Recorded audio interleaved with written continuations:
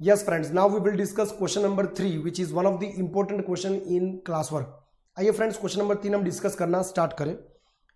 The profit and loss account of हलवाई वाला showed a net profit of rupees 6 lakhs after considering the closing stock value of rupees 3,75,000 on 31st March 2016.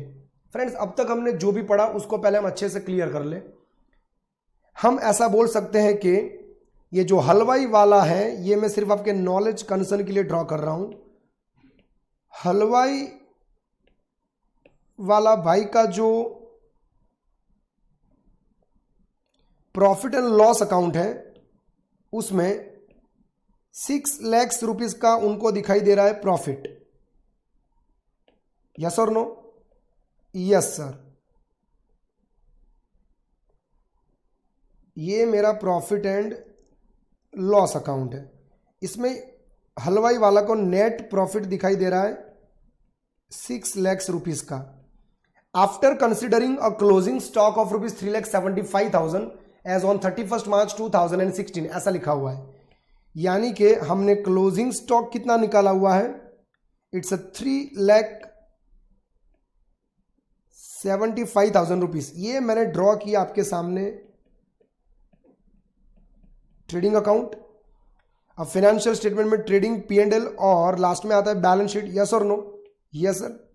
ये सिर्फ आपके easiness के लिए मैं draw कर रहा हूं. ये ड्रॉ करना कोई कंपलसरी नहीं है, सिर्फ आपके नॉलेज पर्पस के लिए. ये मैंने ड्रॉ कर दिया आपके सामने बैलेंस शीट. ये हो गया बैलेंस शीट भी रेडी. अब मुझे बताइए क्लोजिंग स्टॉक आप कहां कहां पर शो करते हो? इतना तो आपको पता ही होगा सर. एक तो हम शो करते हैं ट्रेडिंग अकाउंट में क्रेडिट साइड और दूसरा हम शो करते हैं बैलेंस शीट में असेट साइड. इतना तो आपको पता होना ही चाहिए. अब हमने क्लोजिंग स्टॉक जो कैलकुलेट किया है 31st March 2016 के ईयर एंड का,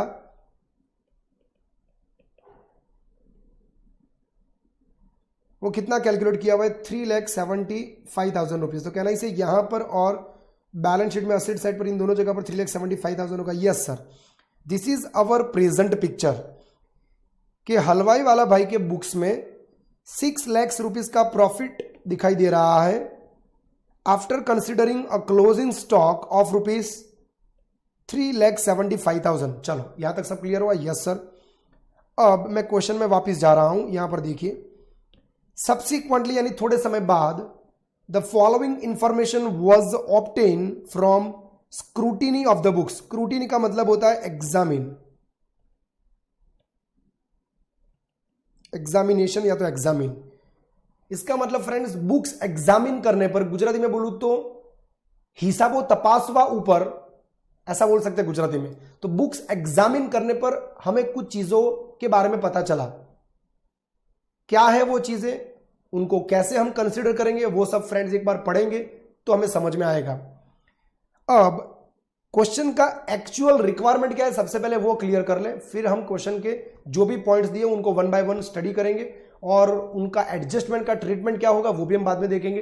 but first of all what is exactly the requirement of this question, हमें एक्चुअली में ढूंढना क्या है पहले वो क्लियर कर ले. Read the last line of this question और else last paragraph of this question. This one, calculate the value of stock on 31st March 2016. Friends अब ऊपर हमें जो स्टॉक का वैल्यू दिया था ये रहा 3,75,000. ये भी 31st March 2016 का ही था. यस और नो? Yes sir. अब हमें उसी तारीख का स्टॉक का वैल्यू कैलकुलेट करने के लिए बोला जा रहा है. सर ये प्रिंटिंग मिस्टेक है? No friends. इसका मतलब आपको ऊपर जो स्टॉक का वैल्यू दिया हुआ है 3,75,000, इस 3,75,000 के स्टॉक के वैल्यू में जो आपको ऑलरेडी क्वेश्चन में दिया हुआ है इसमें कुछ ना कुछ प्लस होगा, कुछ ना कुछ माइनस होगा.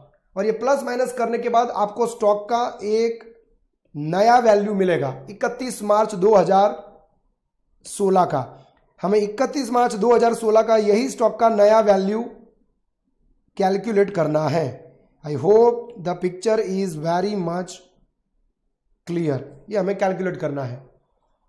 और दूसरा देखते हैं रिक्वायरमेंट क्या है उसी में. एंड एडजस्टेड नेट प्रॉफिट, इसका मतलब सुधारा हुआ प्रॉफिट, एडजस्ट किया हुआ profit. Adjusted net profit for the year ended on that date, यानी 31 मार्च 2016 का एडजस्टेड प्रॉफिट। अब आपको 31 मार्च 2016 के ईयर एंड का प्रॉफिट ऑलरेडी दिया हुआ है, नेट प्रॉफिट 6 लाख रुपीस। अब इस नेट प्रॉफिट में भी कुछ ना कुछ प्लस माइनस होंगे, और प्लस माइनस होने के बाद आपको यहां पर भी एक नया प्रॉफिट मिलेगा। तो आपको एडजस्टमेंट करने के बाद प्रॉफिट भी नया वाला कैलकुलेट करना है। I hope the picture is very much clear. तो आपको नया प्रॉफिट भी यहां पर ढूंढना पड़ेगा एडजस्टमेंट्स करने के बाद, प्लस माइनस करने के बाद। तो हमें यहां पर दो चीजें कैलकुलेट करनी है, एडजस्टमेंट करने के बाद क्लोजिंग स्टॉक का वैल्यू एंड एडजस्टमेंट करने के बाद नया प्रॉफिट का amount. I hope the picture is very much clear. तो अब सबसे पहले मैं स्टॉक की वैल्यू कैलकुलेट करना चाहूंगा। यहां पर फ्रेंड्स अगर हम दो चीजें एक साथ देखेंगे तो ज्यादा अच्छा भी रहेगा, और कभी कभार ऐसा भी होगा कि स्टूडेंट्स थोड़े कॉम्प्लिकेटेड वे में चले जाए, बट स्टिल देखते हैं कि इसको इजी से इजी वे में हम ट्राई करें और अच्छे से अच्छे वे में हम इसको समझें। प्लीज फ्रेंड्स इसको सिर्फ और सिर्फ सुनना मत, साथ साथ नोट डाउन करते रहिए, साथ साथ लिखते रहिए, साथ साथ समझते रहिए, और उसके बाद ही आप आगे बढ़िए। प्लीज ऐसा नहीं होना चाहिए कि पूरे 1 घंटे वीडियो सिर्फ सुन लिया और बाद में अपने आप स्टार्ट किया। सिर्फ सुनोगे तो डेफिनेटली डाउट्स निकलेंगे, मतलब निकलेंगे। I hope you are able to understand what I am trying to convey. तो आइए फ्रेंड्स स्टार्ट करते पहले स्टॉक की कैलकुलेशन, गिव हेडिंग। अच्छा, एक और बात मैं यहां पर आपको नोट डाउन करवाना चाहूंगा, ये सिर्फ जनरल पर्पस के लिए आपको याद रखना है।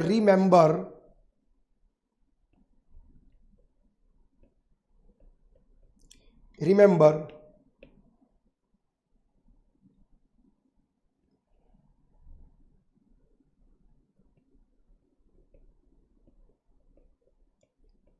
stock value which is provided in the question, यानी स्टॉक का वैल्यू जो क्वेश्चन में ऑलरेडी दिया हुआ होता है। तो stock value which is provided in the question, या तो मैं लिखूं which is given in the question already, is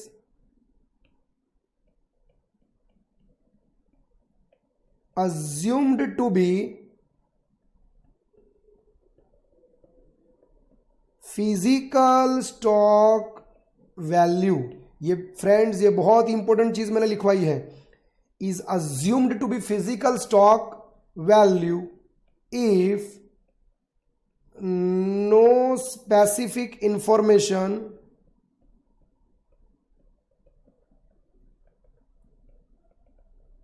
is given. I hope the picture is clear. फिर से एक बार देख लो इसको मैं पॉइंट नंबर 1 दे दूं। Stock value which is provided to you in the question, stock value which is given to you in the question is assumed to be, assume मतलब ऐसा मान लेना होता है, is assumed to be physical stock value if no specific information is given. इसको हिंदी में समझाऊं तो फ्रेंड्स, अगर क्वेश्चन में कोई भी स्पेसिफिक इंफॉर्मेशन दिया हुआ ना हो, अगर क्वेश्चन में अच्छे से बोला हुआ ना हो, अगर क्वेश्चन में डायरेक्टली बोला हुआ ना हो कि स्टॉक का वैल्यू जो आपको दिया हुआ है, जैसे कि हमारे इस क्वेश्चन में 3,75,000, अब स्टॉक का वैल्यू जो है आपको 375 जो दिया है, आप मुझे बताइए ये फिजिकल स्टॉक है कि ये स्टॉक एज पर बुक्स है। अब आप सोचोगे या तो आप गप्पे लगाओगे, कुछ लोग बोलेंगे सर ये तो स्टॉक एज पर बुक्स हुआ, कुछ लोग बोलेंगे तो फिजिकल स्टॉक हुआ। बट फ्रेंड्स मैं आपसे बताना चाहूंगा कि इसके बारे में कुछ बोला है ही नहीं। तो मैं आपको यह चीज यहां पर याद रखवाना चाहता हूं कि if nothing is mention, if no specific information is given, अगर क्वेश्चन में कोई भी क्लैरिटी ना हो तो आपको यह मान लेना है, आपको यह अज्यूम कर लेना है कि स्टॉक का वैल्यू जो हमें दिया है वो कौन सा स्टॉक वैल्यू है, physical stock value. Physical stock value मतलब कि मेरे गोडाउन में जो पड़ा है, मेरे पास जो पड़ा है, ये वो वाला स्टॉक है। I hope you are able to understand. मैं इसमें ऐड करना चाहूंगा इसी में, इन this question,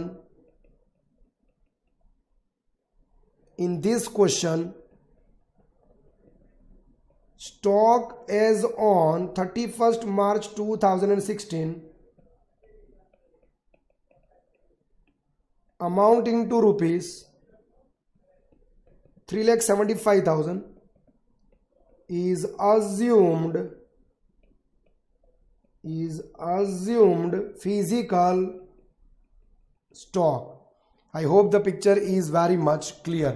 तो 3,75,000 को आपको कौन सा स्टॉक अज्यूम करना है? Physical stock. तो फ्रेंड्स, जैसे कि इस तरीके के क्वेश्चन में मैं आपको पहले ही बोला हुआ है, स्टेप नंबर 1 पहले क्लियर कर लो, बाद में step number 2. Please please please concept के साथ ही आगे बढ़िए. अपने आप कुछ भी नहीं कर सकते हो. कॉन्सेप्ट के साथ आगे बढ़ोगे तो बहुत मजा आएगा. डिफिकल्टी का लेवल मिनिमम रहेगा. I hope you are able to understand. तो स्टेप नंबर 1 जो टॉप पर आता है वहां पर मैं लिख दूं, मुझे जो स्टॉक का वैल्यू एग्जैक्टली दिया है वो. यस और no? Yes sir. Sir second question में तो आपने ऐसा कुछ फिर से नहीं बोला था, क्वेश्चन नंबर 1 में बोला था. सेकंड क्वेश्चन में ऐसा कुछ डिटेल में क्यों नहीं बोला था? क्योंकि फ्रेंड सेकंड क्वेश्चन में फिजिकल स्टॉक या तो एज पर बुक्स उसकी कोई मतलब इन लोगों ने बात ही नहीं की थी, ऐसी कोई इंफॉर्मेशन थी ही नहीं. तो मैं फिजिकल बोलूं कि एज पर बुक्स बोलूं, सेकंड क्वेश्चन में कोई फर्क पड़ ही नहीं रहा था. I hope you are able to understand. इसीलिए मैंने सेकंड क्वेश्चन में इस मुद्दे को उठाया ही नहीं था. बट सर ऐसा ही इस क्वेश्चन में होने वाला है. यस, इस क्वेश्चन में फिर से मुद्दा उठने वाला है. इसीलिए मैंने जो बात क्वेश्चन नंबर 1 में की थी वो बात मैंने यहां पर भी की. मैंने क्वेश्चन नंबर 1 के अलावा यहां पर कुछ बातें एक्स्ट्रा की जो मैंने इस पॉइंट में लिखवा दी. तो आपको ये हर एक क्वेश्चन में याद रखना है, सिर्फ इस क्वेश्चन में नहीं, आपको ये चीज हर एक क्वेश्चन में याद रखनी है. I hope you are able to understand. तो फ्रेंड्स, मैं स्टेप नंबर 1 यहां पर ऐड कर दूं. तो स्टेप नंबर 1 में आपको जो स्टॉक वैल्यू एग्जैक्टली दिया वो लिख दो. तो मैं उसे लिखने जा रहा हूं यहां पर, आप भी समझिए इसको.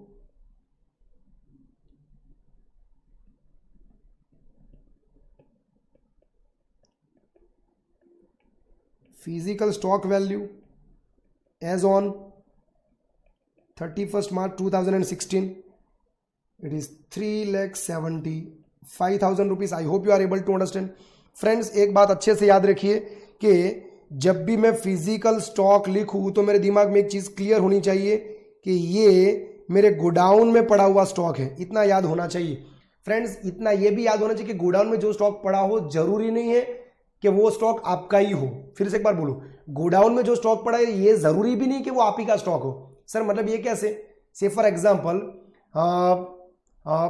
एग्जांपल हमारे घर पर कोई फंक्शन है तो हमने हमारी कार दो बंगलों को छोड़ के हमने तीसरे बंगले के आगे पार्क की.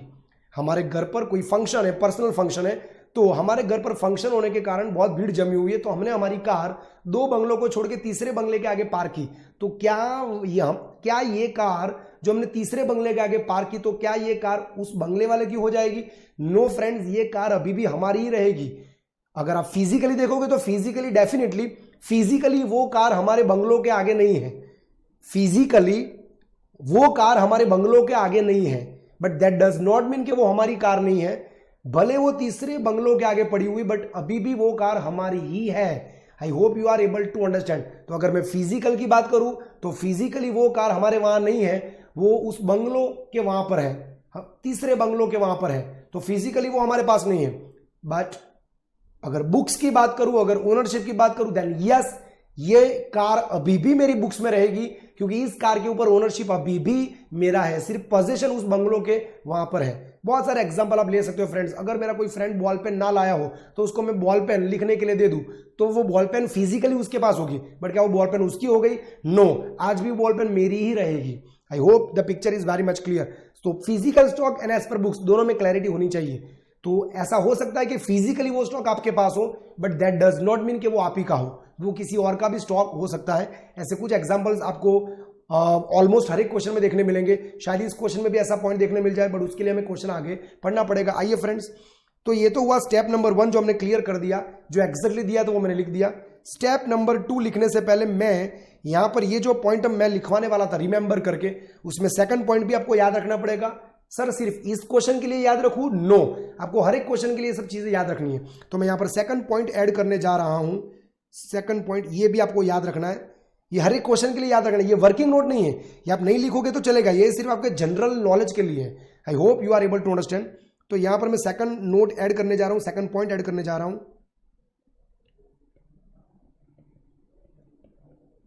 Stock value to be calculated, यानी जो ढूंढना होता है. Stock value to be calculated यानी जो ढूंढना होता है, is assumed to be as per books. ये पूरे का पूरा लाइन आप अच्छे से समझ लो तो भी मजेदार है friends. Stock value to be calculated, जो ढूंढना होता है वो, is assumed to be as per books, as per books, yes, is assumed to be as per books, as per books if no specific information is given। It means friends, जब question में कोई clarity ना हो, जब question में कुछ बोला हुआ ना हो अलग से, और आपको सिर्फ इतना पूछा हो कि you have to calculate the value of stock, सिर्फ इतना लिखा है, you have to calculate the value of stock, but ये नहीं लिखा फिजिकल के एज पर बुक्स, तो हम क्या करें? तो फ्रेंड्स, आपको जो स्टॉक वैल्यू ढूंढना होता है, जो कैलकुलेट करना होता है, वो हमेशा आप कौन सा कैलकुलेट करोगे? As per books. If no specific information is given to you in the question, then and then only. I hope you are able to understand. तो चलो, यहां तक की सारी चीजें समझ में आ गई। तो इसके मुताबिक मैं यहां पर ऐड करना चाहूंगा, therefore we can say in our question, in this question we have to calculate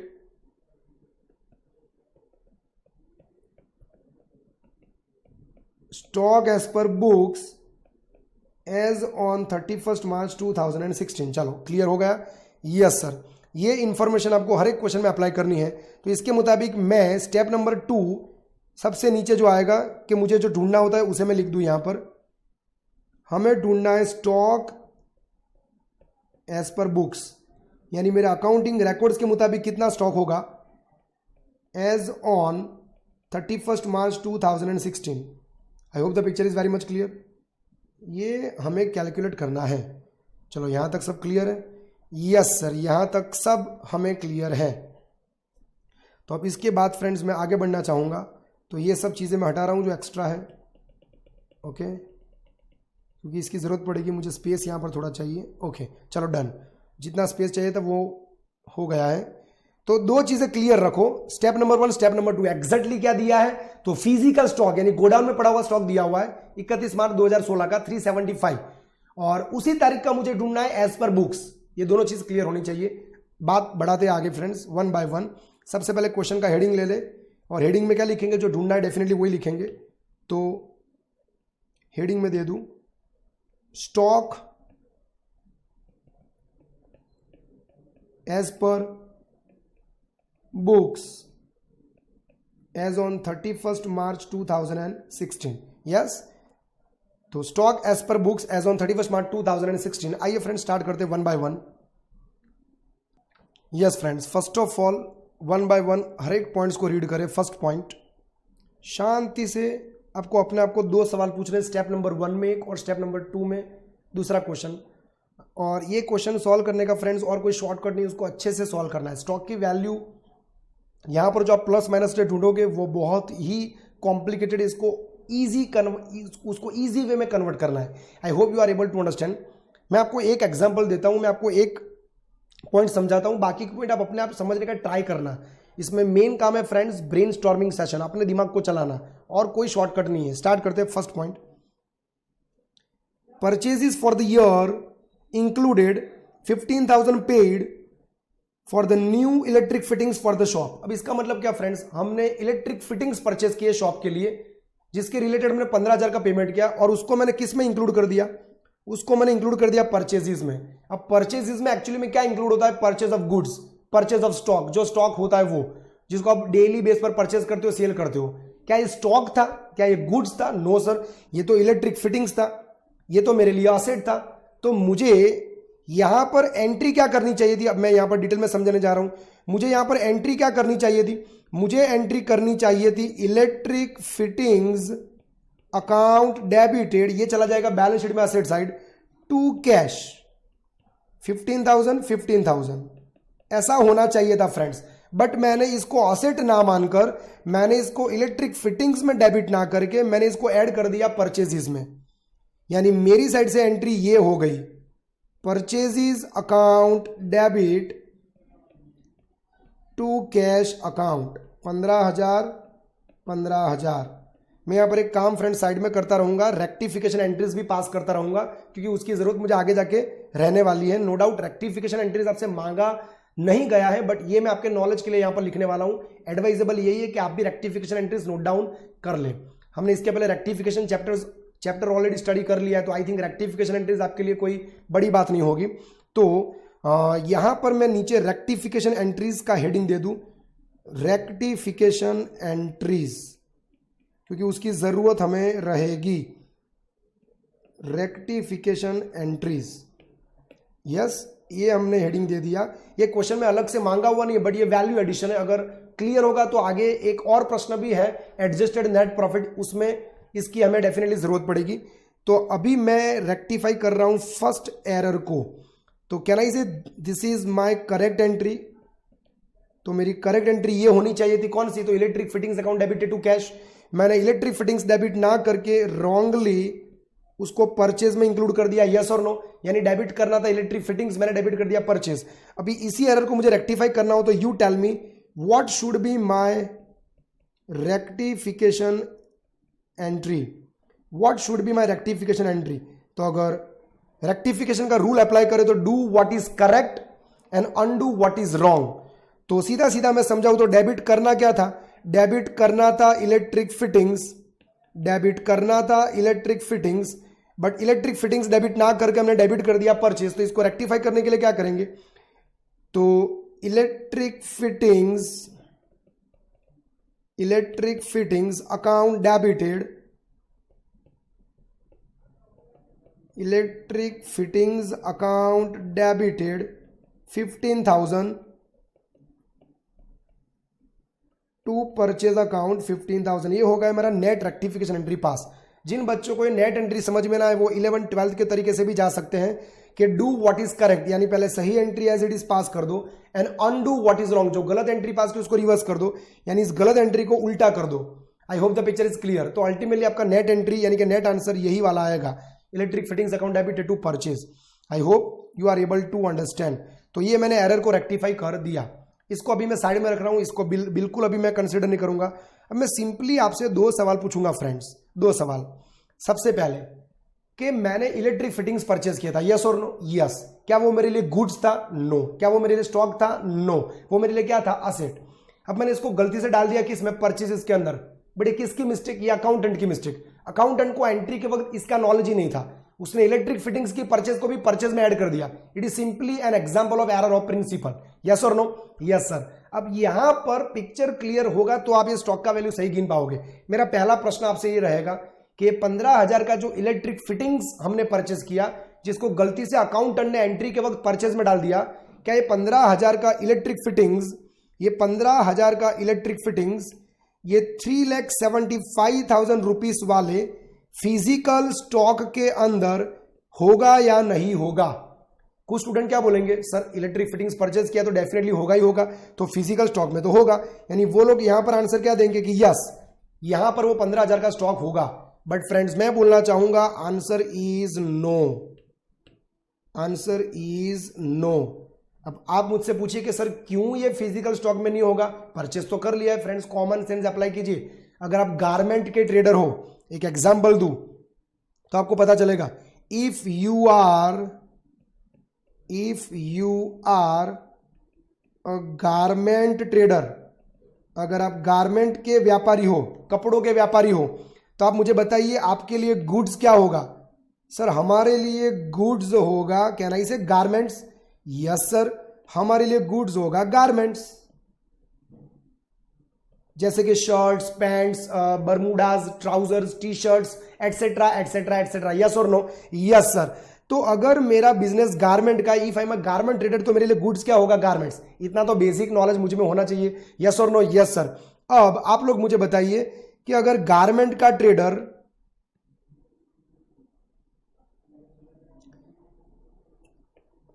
अब ये मेरी गारमेंट शॉप है, ऐसा मान लो ये मेरी गारमेंट शॉप है, आपको इमेज करना है गारमेंट शॉप, यस और नो? यस सर, हमने इमेज कर लिया। नाउ कैन आई से मेरी गारमेंट शॉप में एक एसी भी होगा? Yes sir. एयर कंडीशनर भी होगा? कैन आई से मेरी गारमेंट की शॉप में रेफ्रिजरेटर भी होगा? यस सर, रेफ्रिजरेटर भी होगा। कहना इसी मेरी गारमेंट की शॉप में किसका स्टॉक होगा, तो गारमेंट्स का स्टॉक होगा, गारमेंट्स का स्टॉक होगा, जैसे कि readymade pants, readymade shirts, readymade T shirts etcetera etcetera etcetera. तो मेरी शॉप के अंदर गारमेंट का स्टॉक भी होगा। यस और नो, यस सर, जैसे कि shirts, then pants, then T shirts etcetera. Yes और नो, यस सर, ये सारी चीजें मेरी शॉप में होगी। यस और नो, यस सर, मेरी शॉप में फैन भी होंगे, पंखे भी होंगे। यस और नो, यस सर, ये सारी चीजें होगी। मेरी शॉप में पानी पीने का ग्लास भी होगा, पानी पीने का ग्लास भी होगा। ये सिर्फ एक एग्जांपल दे रहा हूं। तो कहना है मेरी शॉप के अंदर बहुत सारी चीजें हो सकती है फिजिकली, तो यस सर, फिजिकली तो बहुत सारी चीजें हो सकती है। अब मैं आपसे सिंपल एक सवाल पूछूं, अगर आप गारमेंट का शॉप लेके बैठे हो, आप गारमेंट के व्यापारी हो, तो जब आप स्टॉक फिजिकली कैलकुलेट करने जाओगे, जब आप फिजिकली स्टॉक कैलकुलेट करने जाओगे, तो क्या आप तब एसी भी कैलकुलेट करोगे, तब क्या आप फैंस भी कैलकुलेट करोगे, तब क्या आप रेफ्रिजरेटर भी कैलकुलेट करोगे? ना सर, हमारा दिमाग सर ठिकाने पर है, हम क्यों इन सब चीजों को फिजिकल स्टॉक में ऐड करें? जब सर हम फिजिकल स्टॉक कैलकुलेट करने जाएंगे, अगर मैं गारमेंट का व्यापारी हूं, तो डेफिनेटली मैं कौन सा स्टॉक कंसीडर करूंगा? गारमेंट्स का। यस और नो, यस सर। तो जब गारमेंट का व्यापारी फिजिकल स्टॉक कैलकुलेट करने जाएगा, तो वो सिर्फ गारमेंट ही कंसीडर करने वाला है। वो दुकान में पड़ा हुआ एसी, वो दुकान में पड़ा हुआ एसी कंसीडर करेगा नहीं, वो दुकान में लगे हुए पंखे कंसीडर करेगा नहीं, वो दुकान में लगा हुआ रेफ्रिजरेटर वो भी गिनेगा नहीं, वो दुकान में पड़ा हुआ पानी का ग्लास वो भी फिजिकल स्टॉक में नहीं गिनेगा। वो फिजिकल स्टॉक में सिर्फ और सिर्फ क्या गिनेगा? तो जो उसके लिए स्टॉक है, जो उसके लिए गुड्स है। और हमारे लिए गुड्स क्या है? Garments, shirts, pants, then T shirts etcetera etcetera etcetera. तो इन सब चीजों को हम फिजिकल स्टॉक की गिनती में ऐड करेंगे। I hope you are able to understand. तो इसी तरीके से आपको यहां पर यह भी समझ जाना है कि अगर फिजिकल स्टॉक की बात आ रही है, तो ये जो पहला एडजस्टमेंट है, वहां पर हमने क्या परचेस किया हुआ है? इलेक्ट्रिक फिटिंग्स परचेस किया दुकान के लिए, शॉप के लिए। तो क्या जब ये व्यापारी, जब ये ट्रेडर स्टॉक फिजिकली कैलकुलेट करने गया होगा, स्टॉक फिजिकली गिनने गया होगा, तो उसने इलेक्ट्रिक फिटिंग्स को भी ध्यान में लिया होगा? नो सर, इलेक्ट्रिक फिटिंग्स उसके लिए गुड्स है ही नहीं, तो उसको क्यों ध्यान में ले? आई hope the picture is very much clear. तो ये फिजिकल स्टॉक है जो किसका होगा? सिर्फ और सिर्फ गुड्स का। तो डेफिनेटली इसके अंदर वो चीज आ सकती नहीं है, तो मैंने इसको भी ध्यान में लिया नहीं होगा। ये आपको समझना होता है, हर एक चीज लिखेंगे नहीं। I hope you are able to understand. अभी भी एक क्वेश्चन और पूछना बाकी है, स्टेप नंबर 2, यानी कि नीचे बॉटम लेवल पर। जब कभी भी ऐसे प्रश्नों में आप अटक जाओ फ्रेंड्स, परचेज हो, सेल्स हो, वो पॉइंट तो सिंपल आप प्लस माइनस कर सकते हो। Purchase sale, sales return and purchase sale, sales return and purchase return, ये 4 पॉइंट होते तो हम फटाफट फटाफट प्लस माइनस कर देते। बट प्रश्न क्या है, इन चारों पॉइंट के अलावा का कोई पॉइंट आया, यानी कि purchase sale, sales return and purchase return, इन चारों पॉइंट्स के अलावा का कोई पॉइंट आया तो डेफिनेटली आप फंस सकते हो। और जब कभी भी आप फंस जाओ, एक सवाल पूछ लो ऊपर यानी कि स्टेप नंबर 1 में, एक सवाल पूछ लो नीचे यानी कि स्टेप नंबर 2 में, definitely you will get correct answer. I hope you are able to understand. तो जब कभी भी फंस जाओ, जब कभी भी अटक जाओ, ये ब्रह्मास्त्र है और ब्रह्मास्त्र को छोड़ देना है। I hope you are able to understand. एक प्रश्न नीचे भी पूछ ले फ्रेंड्स, क्या यही 15,000 का स्टॉक मेरी बुक्स में 31 मार्च में होना चाहिए? मैं एक सिंपल प्रश्न पूछ रहा हूं, क्या होना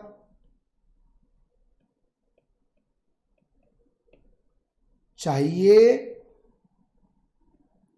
होना चाहिए क्या 15,000 का स्टॉक 31 मार्च को मेरी बुक्स में होना चाहिए? सर ये बुक्स में भी नहीं होना चाहिए, ये स्टॉक में होना ही नहीं चाहिए। तो इलेक्ट्रिक फिटिंग्स आपने परचेज किया है, वो तो अकाउंटेंट की बेवकूफी के कारण आपने उसको परचेज में ऐड कर दिया, वो तो अकाउंटेंट की प्रॉब्लम है। क्या वो स्टॉक में होना चाहिए? No sir. अब आप मुझे बताइए, मुझे 31 मार्च का स्टॉक का सही वैल्यू ढूंढना है कि गलत वैल्यू? सर डेफिनेटली सही वैल्यू। तो अगर आपको सही वैल्यू ढूंढना ही है तो क्या स्टॉक की वैल्यू में होना चाहिए? सर होना ही कहां से चाहिए, स्टॉक है ही नहीं, ये तो इलेक्ट्रिक फिटिंग्स ये एसेट है, तो स्टॉक में होना चाहिए ही नहीं। तो यहां भी वो होना चाहिए नहीं।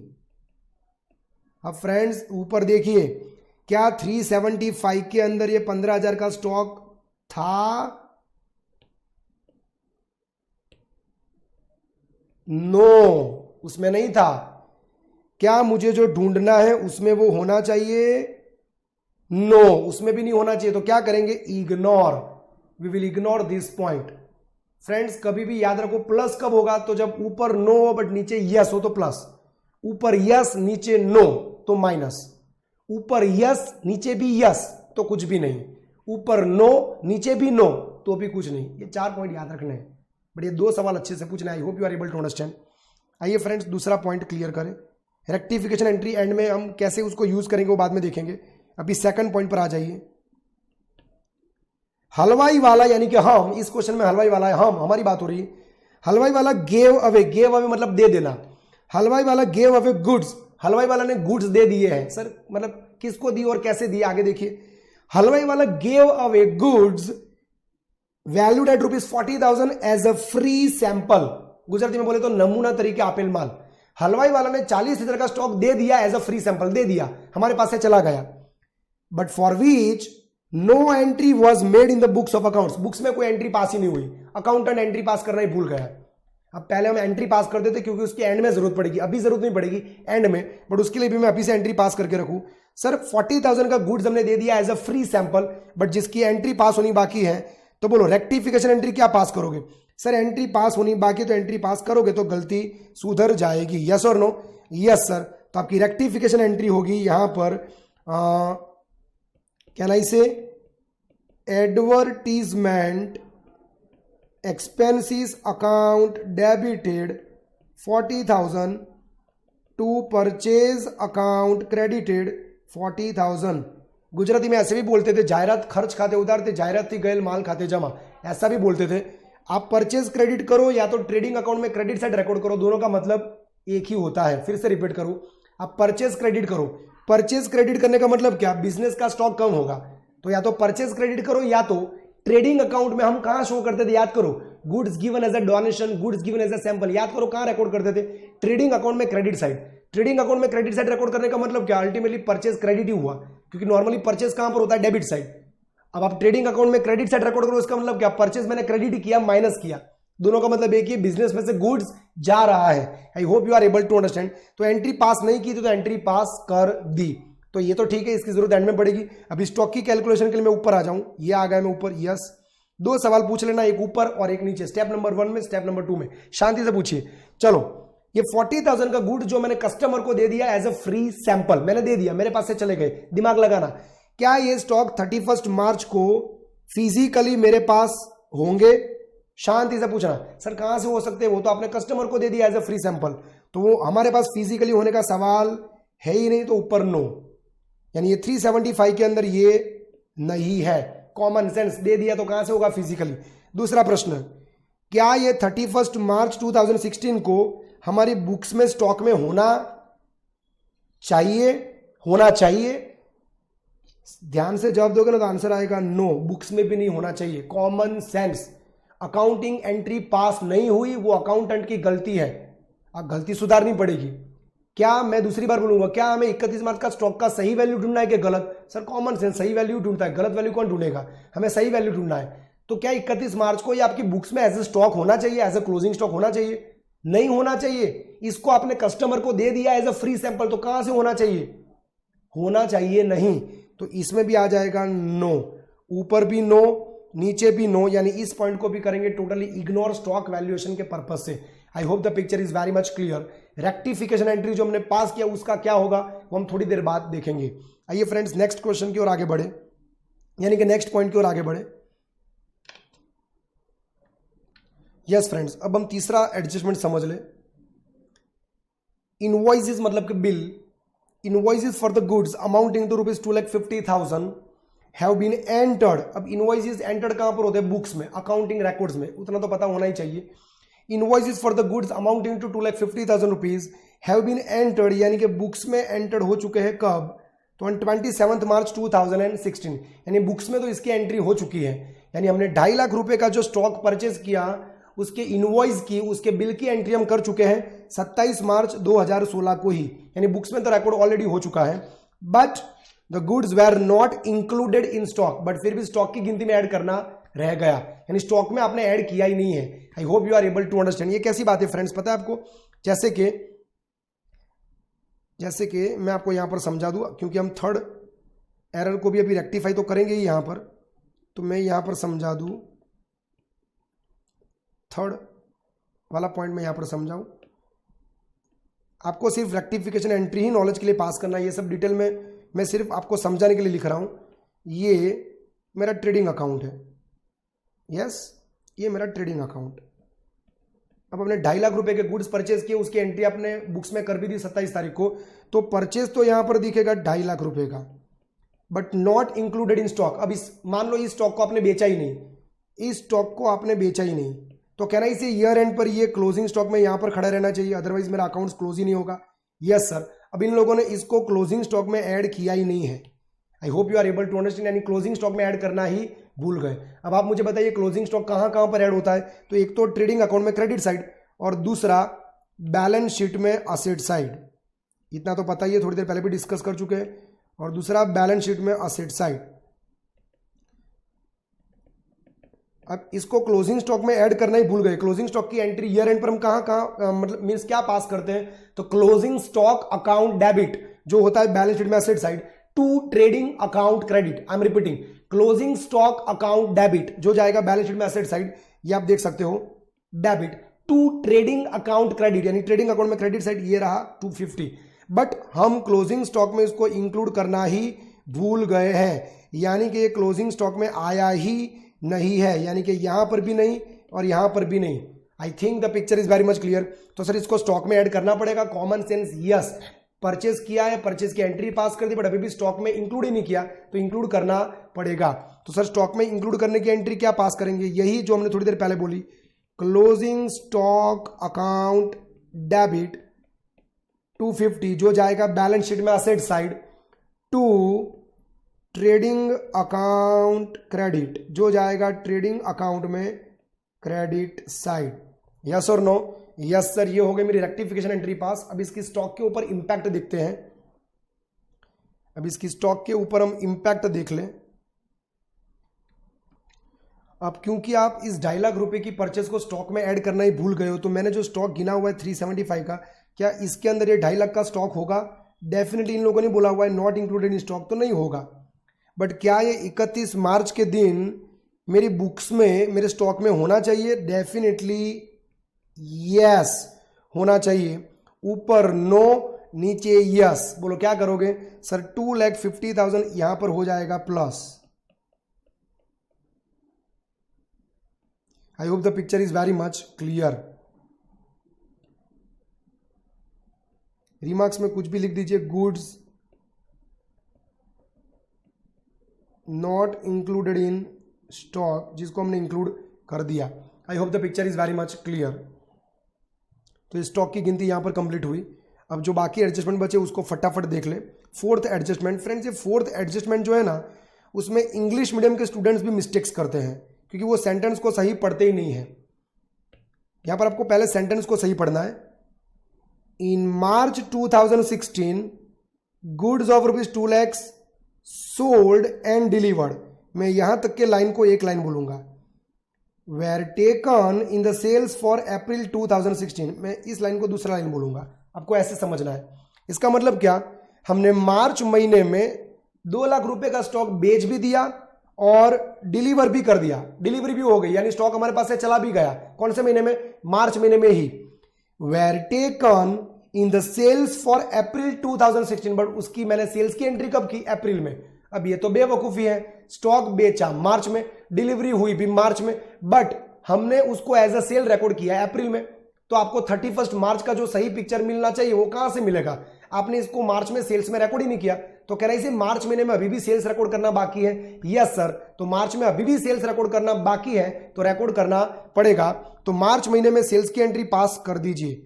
कोई अभी भी ये जानना चाहे कि सर क्यों मार्च में सेल्स की एंट्री पास करेंगे? कॉमन सेंस, क्योंकि आपने मार्च में ही स्टॉक बेचा है और मार्च में ही डिलीवरी हो गई है, तो सेल्स भी मार्च में ही रिकॉर्ड हो जाना चाहिए। बट आपने सेल्स रिकॉर्ड किया अप्रैल में, जिसके कारण मार्च का सही पिक्चर मिलेगा नहीं। इसका मतलब मैं ये भी बोल सकता हूं कि मार्च में अभी भी सेल्स की एंट्री पास होनी बाकी है, तो डू इट। बोलो सेल्स की एंट्री क्या करोगे?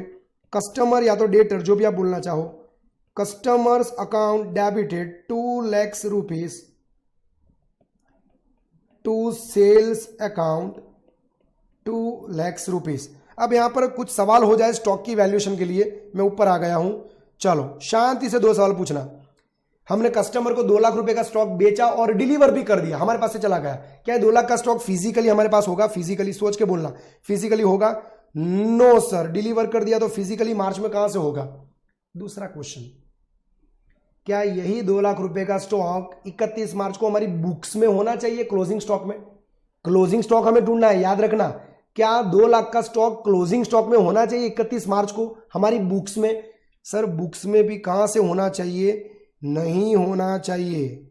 सर क्यों नहीं होना चाहिए? Common sense. आपने मार्च में बेचा, आपने मार्च में डिलीवरी भी दे दी। अब मार्च में बेच भी दिया, डिलीवरी भी हो गई, तो मार्च में आपको रिकॉर्ड कर देना चाहिए एज ए सेल्स। जो रिकॉर्ड नहीं किया था इसीलिए तो हमने रिकॉर्ड किया, सेल्स की एंट्री पास की, ये रही, इसीलिए तो हमने सेल्स की एंट्री पास की, ये वाली, क्योंकि पास करनी बाकी है। तो जिसको आपने बेच भी दिया, डिलीवरी भी कर दी, सेल्स की एंट्री पास हो गई, क्या वो क्लोजिंग स्टॉक में होना चाहिए? नो सर, वो मार्च महीने में क्लोजिंग स्टॉक में होना चाहिए ही नहीं, because it is sold plus delivered. I hope you are able to understand. तो ऊपर भी नो एंड नीचे भी नो, यानी इस पॉइंट का क्या करेंगे? इग्नोर। स्टॉक वैल्यूएशन में क्या करोगे? इग्नोर।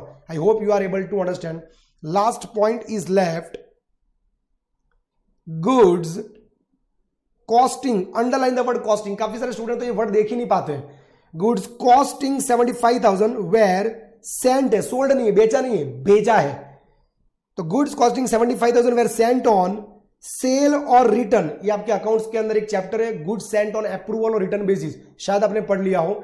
यहां पर हम कस्टमर को गुड्स बेचते हैं अप्रूवल बेसिस पर, यानी कस्टमर इसको अप्रूव करेगा, कस्टमर हां बोलेगा तो हम ऐसा मानेंगे कि हमारी साइड से सेल्स हो गया, उसने गुड्स हमारे से परचेज कर लिए। बट हम यहां पर कस्टमर को एक पर्टिकुलर टाइम देते हैं, may be 15 days, may be 20 days, may be 1 month. उस दिए हुए समय के अंदर कस्टमर को अपना अप्रूवल देना होता है। I hope you are able to understand. मान लो कस्टमर को मैंने 1 महीने की अप्रूवल के लिए गुड्स भेजे। अब क्या मैं कस्टमर को जो 1 महीने की अप्रूवल बेस पर गुड्स भेजे, उसको मैं आज के दिन में सेल्स मान सकता हूं? नो। क्यों सर? क्योंकि कस्टमर 1 महीने के अंदर अंदर कभी भी वो गुड्स हमें वापिस भेज सकता है। I hope you are able to understand. It is called goods sent on approval और रिटर्न बेसिस। कस्टमर आपको रिटर्न भी कर सकता है और अप्रूव भी कर सकता है। यस और नो? अप्रूव करना मतलब कि हाँ बोलना, तो कस्टमर अप्रूव भी कर सकता है, कस्टमर वापिस भी कर सकता है दिए हुए समय के अंदर। I hope you are able to understand. अब यहां पर क्या बोला जा रहा है? ध्यान से फ्रेंड्स पढ़ना है, ध्यान से। मैं ये हटा रहा हूं, ये सब हटा रहा हूं, अब इसको अच्छे से सुन लो। Goods costing 75,000 were sent on sale और रिटर्न इन मार्च। मार्च महीने में भेजा, underline the word March, March में भेजा, at a margin of profit of 33.33% on cost. Cost के ऊपर 33.33% प्रॉफिट ऐड करके भेजा। The approval was given in April, customer ने हां कब बोली? अप्रैल में। But these were taken as a sales for March. आपने इसको एज अ सेल्स मार्च में रिकॉर्ड कर दिया। अब कॉमन सेंस अप्लाई कीजिए और मुझे बताइए, क्या आप इसको एज अ सेल्स रिकॉर्ड कर सकते हो मार्च में? No sir. सर कस्टमर ने मार्च में अप्रूवल ही कहां दिया था? वो चाहता तो मुझे कभी भी गुड्स वापस कर सकता था। कस्टमर ने अप्रूवल कब दी? 4 अप्रैल को, यानी नेक्स्ट ईयर में। तो अप्रूवल दी नेक्स्ट ईयर में, तो सेल्स भी रिकॉर्ड कब होना चाहिए? नेक्स्ट ईयर में। और हम सेल्स रिकॉर्ड करके कब बैठ गए? हम सेल्स रिकॉर्ड करके बैठ गए मार्च महीने में। तो कहना इसे मार्च में जो आपने सेल्स की एंट्री पास की वो हटानी पड़ेगी। Yes sir. तो मार्च में जो आपने सेल्स की एंट्री पास की होगी, कौन सी? Customer account debited to sales, उसको मुझे करना पड़ेगा रिवर्स, यानी मुझे एंट्री करनी पड़ेगी रिवर्स, यानी कि sales account debited to customer. आपने मार्च में कौन सी एंट्री पास की थी? सेल्स की, यानी कस्टमर टू सेल्स किया होगा। और सेल्स कौन सी प्राइस पर रिकॉर्ड होता है? Sales price. तो सेल्स प्राइस कितना होगा? 75,000 मत बोलना, वो तो कॉस्ट है, मैंने पहले भी बोला 1 लाख। सर ये आपने कैसे ढूंढ लिया? बहुत इजी है फ्रेंड्स, यहां पर नीचे ही बता दूं या तो साइड में बता देता हूं कि ये कॉस्ट मैंने कैसे ढूंढा। समझना इसको शांति से।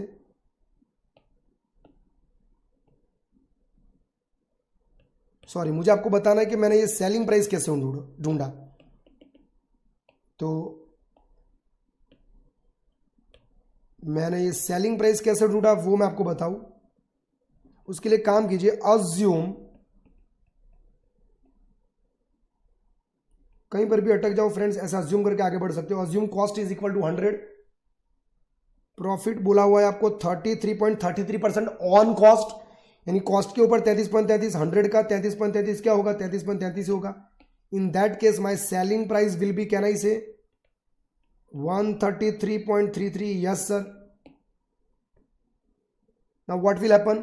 यूज दिस, इसको यूज कीजिए।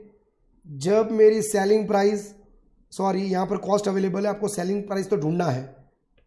तो जब मेरी कॉस्ट प्राइस 100, तब मेरी सेलिंग प्राइस 133.33,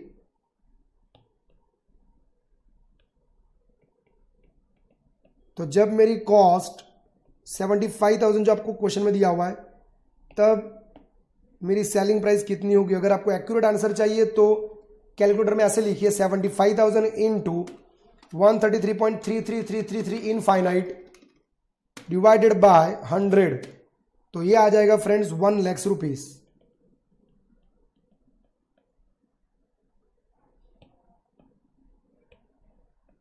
ये आ गया selling price.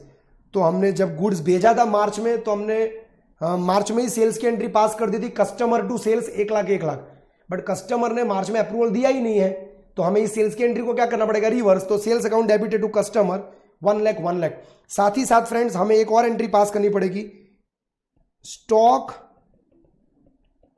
With customer account debited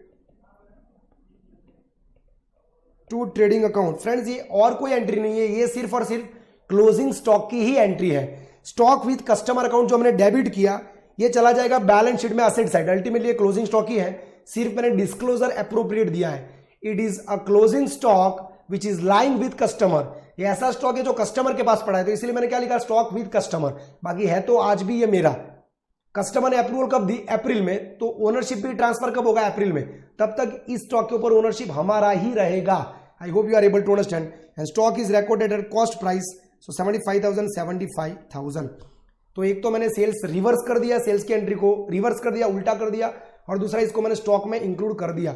अगर किसी स्टूडेंट को ये दोनों एंट्री के पीछे का लॉजिक पता नहीं चलता है, this is my rectification entry, अगर इसका पता नहीं चलता है तो इसको ज्यादा क्लैरिटी के लिए सिर्फ ये देख लेना है जो मैं यहां पर नीचे ड्रॉ कर रहा हूं।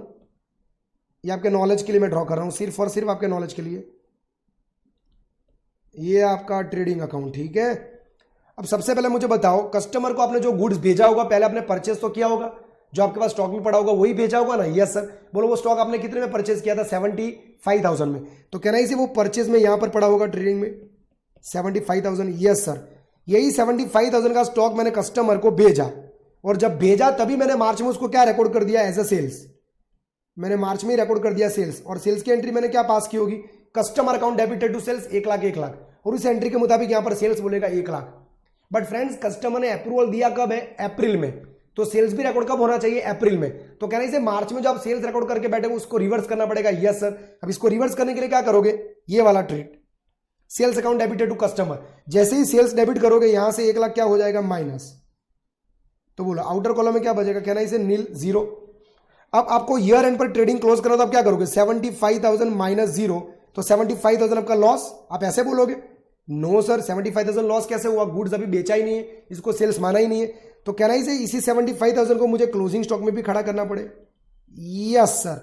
तो एक आपको करना पड़े ये सेल्स की एंट्री को रिवर्स, जो हमने किया वो माइनस कर दिया, और दूसरा इसी को स्टॉक में इंक्लूड करना पड़े, तब जाकर मेरा ट्रेडिंग हो जाएगा यहां पर नो प्रॉफिट नो लॉस, यानी जो मैंने परचेज किया था वो अभी भी स्टॉक में पड़ा है।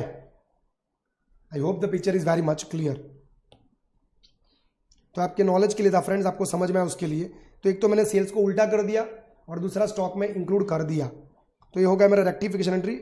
यहां पर मेन कॉन्सेप्ट पर आ जाए, जो स्टॉक की वैल्यू हमें कैलकुलेट करनी है। शांति से मेरे पहले प्रश्न का उत्तर देना। कस्टमर को ये 75,000, क्योंकि स्टॉक की वैल्यू जब हम गिनेंगे तब कॉस्ट प्राइस पर ही बोलेंगे।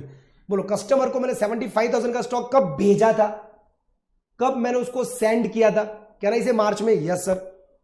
कस्टमर ने अप्रूवल कब दी, अप्रैल में। तो कहना इसे 31 मार्च को ये गुड्स कस्टमर के पास ही होंगे फिजिकली। यस। क्या ये 75,000 रुपीज का स्टॉक 31 मार्च के दिन आपके पास फिजिकली होगा, आपके फिजिकल स्टॉक में होगा? सर कैसे हो सकता है, वो तो कस्टमर को दिया हुआ था, तो वो तो मेरे पास फिजिकली हो सकता नहीं है, यानी इस 375 के अंदर ये नहीं होगा। दूसरा क्वेश्चन, क्या यही 75,000 का स्टॉक 31 मार्च को मेरी बुक्स में होना चाहिए? आंसर आना चाहिए यस, ये हमारी ही बुक्स में होना चाहिए, क्योंकि ओनरशिप 31 मार्च के दिन इसके ऊपर हमारा ही था। I hope you are able to understand. भले फिजिकली वो कस्टमर के पास था 31 मार्च को, बट ओनरशिप मेरा ही था, मैं इसको सेल्स मान सकता नहीं हूं क्योंकि कस्टमर ने हाँ भी नहीं बोली ना भी नहीं बोली, तो ये एज इट इज मुझे मेरी बुक्स में इंक्लूड करना पड़ेगा भले फिजिकली वो कस्टमर के पास हो। और इसी रीजन से फ्रेंड्स रेक्टिफिकेशन एंट्री में हम क्या लिखते हैं, stock with customer account debited to trading account, यानी कि ट्रेडिंग अकाउंट में चला जाता है क्रेडिट साइड, यानी ये क्लोजिंग स्टॉक रिकॉर्ड कौन करेगा, हम खुद, भले हमारे पास फिजिकली नहीं है। I hope you are able to understand. तो क्या ये मेरी बुक्स में आएगा, 100% यस यस एंड यस, वो हमारी बुक्स में आएगा। तो ऊपर ना बट नीचे हाँ, तो क्या करोगे सर, ऐड करना पड़ेगा 75,000, ये हमारी बुक्स में आएगा, दैट्स वाई। तो रिमार्क्स में कुछ लिख दू, goods sent on approval basis, कितना 75,000। आई hope the picture is very much clear. तो फ्रेंड्स अब सारे पॉइंट खत्म हो चुके हैं, अब आपको स्टॉक का नया वैल्यू मिल जाएगा as per books 375 plus 2,50,000 plus 75,000, so your answer is 7 lakh rupees.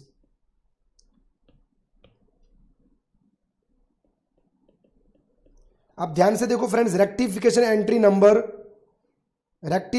Number ये रहा 3 एंड रेक्टिफिकेशन एंट्री नंबर 5, उसमें क्लोजिंग स्टॉक वाला, दोनों में देखो ट्रेडिंग अकाउंट हमने क्रेडिट किया 250 और यहां पर 75, इसका मतलब क्या, ये क्लोजिंग स्टॉक में उतना प्लस कर दिया हमने। अब आप देखो आपका पुराना क्लोजिंग स्टॉक कितना था, यस सर, जब मैंने पहले मेरा प्रॉफिट निकाला था 6 लाख, तब मैंने क्लोजिंग स्टॉक कितना गिना था 375, बट इसी 375 में कहना इसे एक तो प्लस हुआ 250 और दूसरा प्लस हुआ 75, इसके मुताबिक मेरा स्टॉक हो जाएगा 7 लाख। यही चीज आपको यहां पर देखने मिली, ज्यादा कॉम्प्लिकेट ना करना हो तो देख लो। I hope the picture is very much clear. तो स्टॉक की गिनती यहां पर कंप्लीट हुई, तो 250 से स्टॉक ट्रेडिंग अकाउंट में यहां पर भी और यहां पर भी ऐड होगा, और दूसरा बैलेंस शीट में यहां पर भी ऐड हो जाएगा प्लस 250 एंड प्लस 75,000। इसके लिए आप रेक्टिफिकेशन एंट्री भी देखना चाहो तो देख सकते हो, rectification entry number 3 and rectification entry number 5, last वाला। I hope the picture is very much clear. एक और रिक्वायरमेंट है क्वेश्चन का, एडजस्टेड प्रॉफिट। अब फ्रेंड्स प्रॉफिट में कितना प्लस कितना माइनस, उसके लिए अगर आपको रेक्टिफिकेशन याद हो तो रेक्टिफिकेशन ऑफ एरर्स का क्लास वर्क का question number 3 and question number 4, इसके लिए आप रिफर कर सकते हो।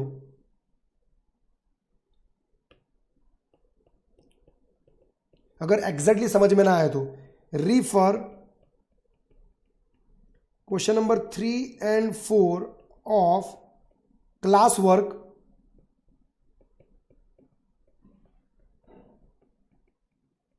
इन रेक्टिफिकेशन, किसके लिए, प्रॉफिट में अप डाउन मेजर करने के लिए। अगर आपको याद हो क्लास वर्क का क्वेश्चन नंबर 3 एंड 4, जहां पर मैं पूछा था कि प्रॉफिट में कितना प्लस होगा कितना माइनस होगा after rectification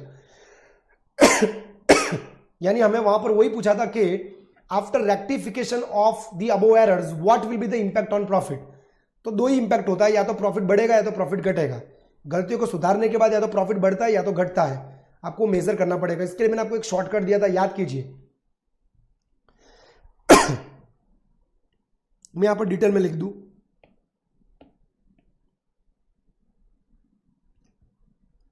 impact on profit after rectification.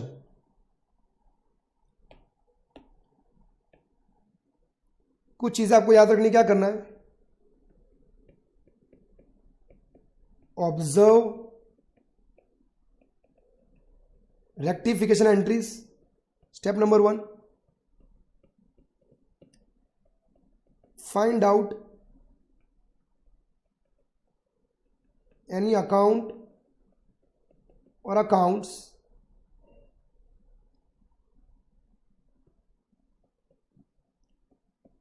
which are shown in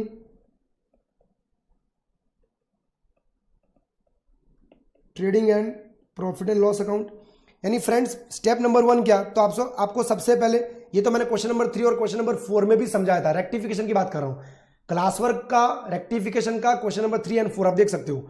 उसमें मैंने ये बोला हुआ था कि सबसे पहले आप रेक्टिफिकेशन एंट्री को ऑब्जर्व करो, यानी रेक्टिफिकेशन एंट्री को देखो, फिर उस रेक्टिफिकेशन एंट्री के अंदर ऐसे अकाउंट्स पहचानो, उस रेक्टिफिकेशन एंट्री के अंदर ऐसे अकाउंट्स पहचानो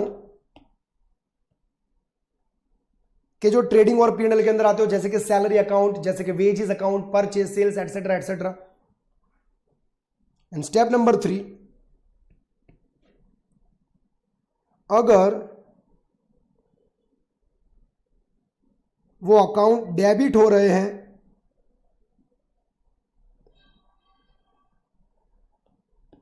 यहां पर लिख देता हूं, अगर ऐसे अकाउंट्स जो ट्रेडिंग और पीएनएल में आते हैं, अगर उनको आपने डेबिट किया है,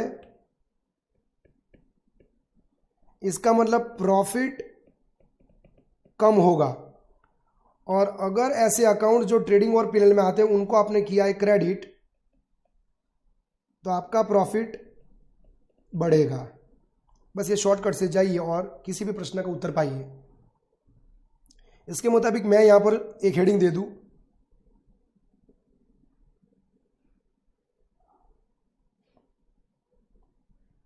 effect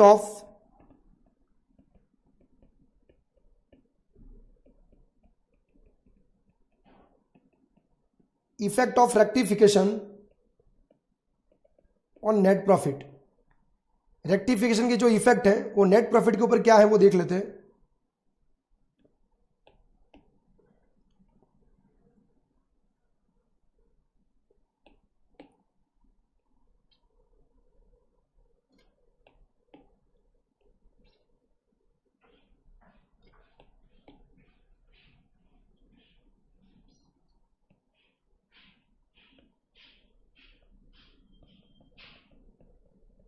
particulars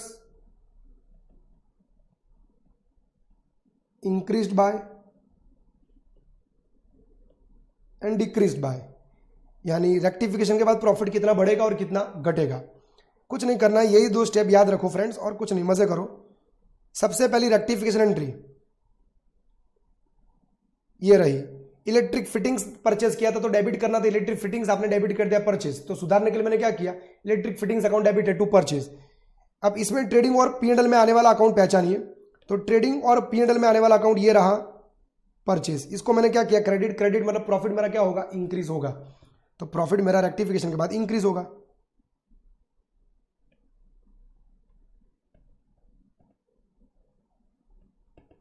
electric fittings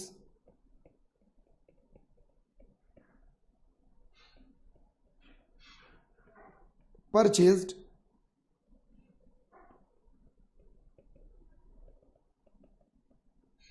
wrongly included in purchases। Electric fittings purchased wrongly included in purchases, जिसको रेक्टिफाई करने के बाद मेरा प्रॉफिट 15,000 से बढ़ा। मेरी सेकंड रेक्टिफिकेशन एंट्री ये रही, advertisement expense account debited to purchase. अब इन दोनों में से ट्रेडिंग और पीएनएल में आने वाला अकाउंट पहचानिए, तो एडवर्टीजमेंट भी ट्रेडिंग और पीएनएल में आता है और परचेज भी ट्रेडिंग और पीएनएल में आता है, तो इसके कारण डेबिट के कारण प्रॉफिट 40,000 से कम होगा और क्रेडिट के कारण प्रॉफिट 40,000 से बढ़ेगा। तो 40,000 से बढ़ेगा, 40,000 से कम होगा, ultimately overall effect will be 0। तो इसको हम इग्नोर करें तो भी चले, तो इसको लिखने की कोई जरूरत नहीं है। I hope the picture is very much clear. Third one, closing stock में हमने ऐड किया था, closing stock account debited to trading. Closing stock जो आपने डेबिट किया वो तो चला जाएगा बैलेंस शीट में, एसेट साइड, मैंने आपको पहले भी बताया। और आपने जो क्रेडिट किया ट्रेडिंग अकाउंट को, डेफिनेटली ट्रेडिंग अकाउंट आपने क्रेडिट किया जो अपने आप में ट्रेडिंग और पीएनएल में आता है, तो ट्रेडिंग अकाउंट क्रेडिट करूंगा तो मेरा प्रॉफिट क्या हो जाएगा, इंक्रीज 2,50,000 से। 2,50,000 से मेरा प्रॉफिट क्या होगा, increase. I hope you are able to understand.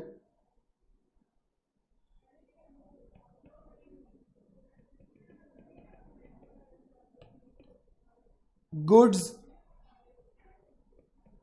purchased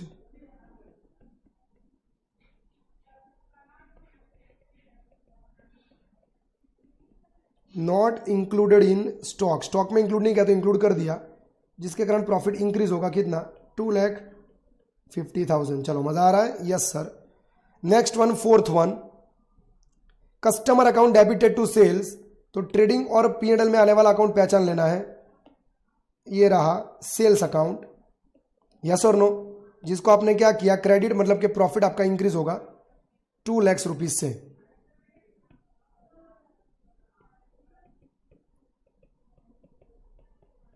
sales not recorded, record नहीं कहते तो रिकॉर्ड करने के बाद प्रॉफिट 2 लाख से बढ़ेगा। चलो यहां तक सब क्लियर, यस सर। अब आपकी लास्ट रेक्टिफिकेशन एंट्री ये रही, जहां पर आपने एक बार sales account debit to customer किया, जिसमें ट्रेडिंग और P&L में आने वाला अकाउंट, एक तो ये रहा सेल्स अकाउंट और दूसरा ये रहा ट्रेडिंग अकाउंट। इसका मतलब सेल्स डेबिट किया 1 लाख से, यानी मेरा प्रॉफिट 1 लाख से कम होगा, मेरा प्रॉफिट 1 लाख से कम होगा।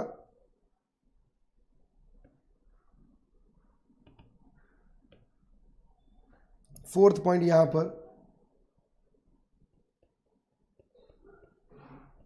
रिवर्सल ऑफ सेल्स 1 लाख, यहां से प्रॉफिट कम हो जाएगा 1 लाख से, it's called reversal of sales. आपको जो भी और भी कुछ लिखना हो तो आप लिख सकते हो अपने हिसाब से, मैंने सेल्स की एंट्री को रिवर्स कर दिया।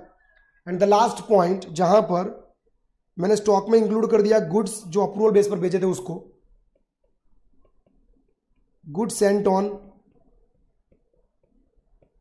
अप्रूवल बेसिस, तो स्टॉक में मैंने ऐड कर दिया, यानी कि ट्रेडिंग अकाउंट क्रेडिट हुआ था 75,000 से, तो प्रॉफिट आपका 75,000 से बढ़ेगा। आई hope the picture is very much clear.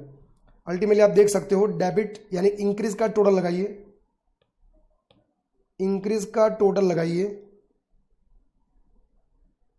और डिक्रीज का लगाइए। इंक्रीज का total 15,000 plus 250 plus 2 lakhs plus 1 lakhs, यानी एरर्स को रेक्टिफाई करने के बाद प्रॉफिट 5,65,000 से इंक्रीज होगा। बट सामने ये मैंने थोड़ा उल्टा कर दिया फ्रेंड्स, सेल्स की एंट्री आपने रिवर्स की थी 1 लाख से, ये देखो ये रहा सेल्स अकाउंट, आपने क्या किया था डेबिट, तो सेल्स अकाउंट डेबिट करोगे तो प्रॉफिट आपका 1 लाख से कम होगा, तो रिवर्सल ऑफ सेल्स के कारण 1 लाख से प्रॉफिट क्या हो जाएगा, कम। हमने उसको उल्टा किया था, तो 1 लाख रुपए से प्रॉफिट होगा कम, और स्टॉक में इंक्लूड करने के कारण प्रॉफिट 75,000 से बढ़ जाएगा। I hope you are able to understand. तो डिक्रीज कॉलम का टोटल 1 लाख से डिक्रीज होगा, और इंक्रीज का आएगा 15,000 प्लस 2,50,000 प्लस 2 लैक्स प्लस 75,000, और इंक्रीज कॉलम का टोटल होगा friends 15,000 plus 2,50,000 plus 2 lakhs plus 75,000, so it is 5,40,000।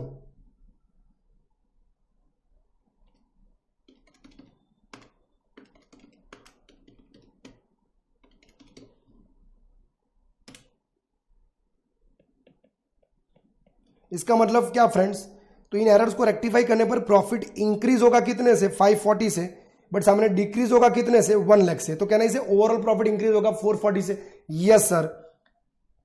Therefore increase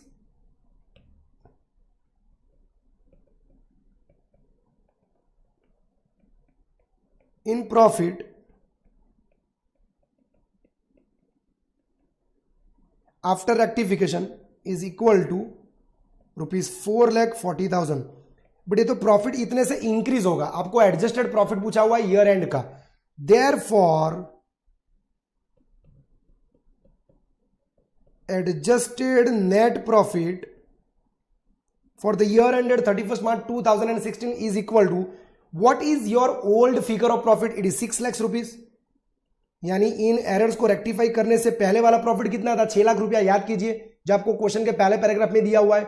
अब इन एरर्स को रेक्टिफाई करने के बाद मेरा प्रॉफिट कितने से इंक्रीज हुआ, 4,40,000 से, तो old profit 6 lakh plus profit अभी इंक्रीज हो रहा है 440 से, तो my adjusted profit is now 10,40,000 rupees. I hope the picture is very much clear.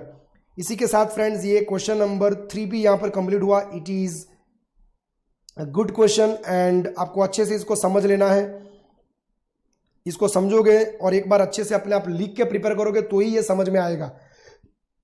तो इसी के साथ फ्रेंड्स क्वेश्चन नंबर 3 हम यहां पर कंप्लीट करते हैं। इसको नोट डाउन कर लियो, फिर भी अच्छे से एक बार समझ लो, रिवाइज कर लो, खुद से कैलकुलेट करो, खुद से समझो, खुद से एक सवाल ऊपर पूछो, खुद से एक सवाल नीचे पूछो, भले ये सब चीजें बंद कर दो, अपने आप ट्राई करो। एक दो जगह पर गलती होगी तो वीडियो लेक्चर ओपन करके देख लो फिर से, बट एक बार इस क्वेश्चन को, एटलीस्ट एक बार इस क्वेश्चन को अपने आप से ट्राई करो। I hope you are able to understand. Friends, see you in the next lecture, till then bye bye, take care. And question number 3 मैं फिर से एक बार बोलना चाहूंगा, अच्छे से रिवाइज कर दीजिए। In the next lecture we will start with the discussion of question number 4। Thank you friends.